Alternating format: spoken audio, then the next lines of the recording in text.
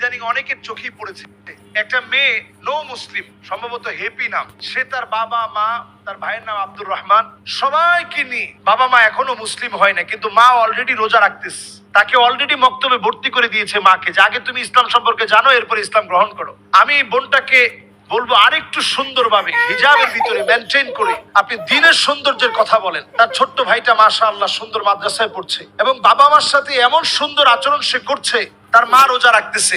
তো এই যে একটা পরিবর্তন আসা এখন শুরু হয়েছে, অনেকেই সত্য সন্ধানী, সত্য জেনে সত্যের দিকে আসতে চায়। আপনি যেন প্রতিবন্ধক না হবেন, আরেকজনের জন্য সহজ করে দিবেন। ইয়াসসিরু ওয়ালা তুআসসিরু, দ্বীনের 1/3 অফ ইসলাম, ইসলামের 1/3 হচ্ছে ইয়াসসিরু, সহজ করে দাও। ওয়ালা তুআসসিরু, কঠিন করে দিও না। বাশশিরু, শুধু শুভ সংবাদ দাও। ওয়ালা তুনাফিরু, মানুষকে দূরে ঠেলে দিও না, দলে দলে বিভক্ত করে দিও না। তো আমার বোনের অনেকগুলো ভিডিও আমার চোখে পড়েছে, আমি দেখেছি ভিডিওতে অত্যন্ত সুন্দরভাবে মায়ের সঙ্গে সুন্দর আচরণ করছে, ইফতারি মেখে দিচ্ছে, অমুসলিম হওয়ার পরেও সুন্দর আচরণ করছে। এক্ষেত্রে সম্পর্ক একটা কথা বলতে চাই, ওয়া ইন জাহাদাকা আলা আন তুশরিকা বি মা লাইসা লাকা বিহি ইলম ফালা তুতি'হুমা, আমাদের যে বিষয়ে জ্ঞান নেই সেই বিষয়ে যদি আমার মা বাবা আমার উপরে চাপিয়ে দেয়, শিরিক করতে বলে, এ অবস্থায় মা বাবার কোনো আনুগত্য করা যাবে না। সব অবস্থায় মা বাবা মুশরিক হলেও আনুগত্য করা লাগবে। যে মুসলিম হয়ে অন্যের ধর্মকে গালি দেওয়া যাবে কিনা, না, মুসলিম হয়ে অন্য কারো ধর্মকে গালি দেওয়া যাবে না। ইদানিং আমি খুবই রিসেন্ট লক্ষ্য করছি, একটা ভিডিও দেখে আমি মর্মাহত হয়েছি। নানাভাবে আমাদের দেশকে কলঙ্কিত করার জন্য একটা স্বার্থান্বেষী গ্রুপ বাংলাদেশে এই প্রোপাগান্ডা চালিয়ে যাচ্ছে। আমি দেখলাম সেদিন একটা মূর্তি ভাঙা হচ্ছে। আমি বলবো এই লোকের ব্যাপারে দৃষ্টান্তমূলক অন্তত শাস্তির ব্যবস্থা করা উচিত। আপনি কারো মূর্তি ভাঙতে পারেন না, ওটাকে আপনি তিরস্কারও করতে পারেন না। হযরত ওমর ফারুক রাদিয়াল্লাহু তাআলা আনহু যখন মিশর বিজয় করলেন, আপনি একটু চিন্তা করেন, মিশর বিজয় করলেন,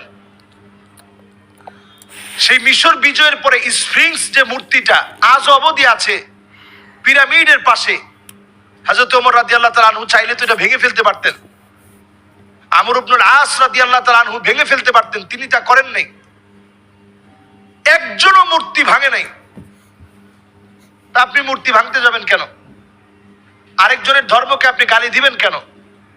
আপনি যখন আরেকজনের ধর্মকে গালি দিবেন, সে না জেনে আপনাকে গালি দিবে, আল্লাহকে গালি দিবে, মাআযাল্লাহ, আমার রাসূলকে গালি দিবে। এজন্য আমরা আরেকজনকে দ্বীনের দাওয়াত যখন দিব, দাওয়াত দেওয়াটা দাওয়াত দেওয়ার মতো আমরা দাওয়াত দিব। দ্বীনের দাওয়াত যখন দিব, দাওয়াত দেওয়াটা যৌক্তিকভাবে দাওয়াতটা উপস্থাপন করব। আমরা ধর্মতত্ত্ব নিয়ে যারা কথা বলি, অত্যন্ত আলহামদুলিল্লাহ আমাদের অনেকেই খুব সুন্দর করে বুঝিয়ে বুঝিয়ে বলে।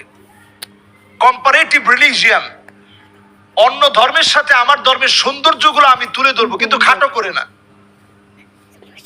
ইসলামের সৌন্দর্য আমরা ফুটিয়ে তুলবো, আরেকজনের ধর্মকে ছোট করে না। যুগে যুগে ওমর রাদিয়াল্লাহু তাআলা আনহু যখন সফর করেছেন,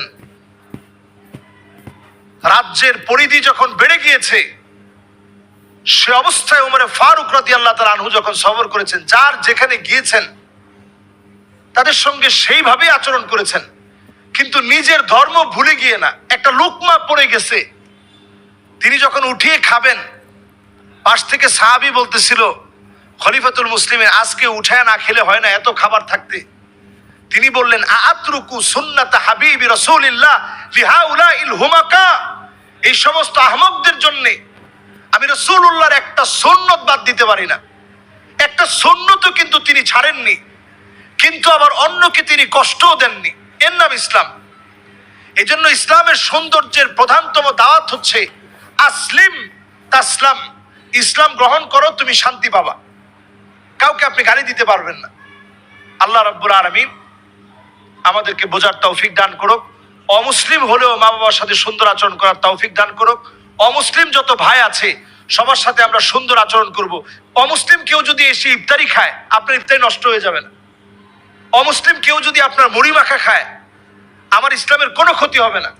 অমুসলিম কেউ যদি আমার এখানে বসে একটা পেঁয়াজু খায়, আমার ইসলামের কোনো ক্ষতি হবে না, বরং এটা একটা দাওয়াত হতে পারে। এজন্য অমুসলিমদেরকে কাছে টানবেন, আল্লাহ আমাদেরকে বোঝার তৌফিক দান করুক, আমিন।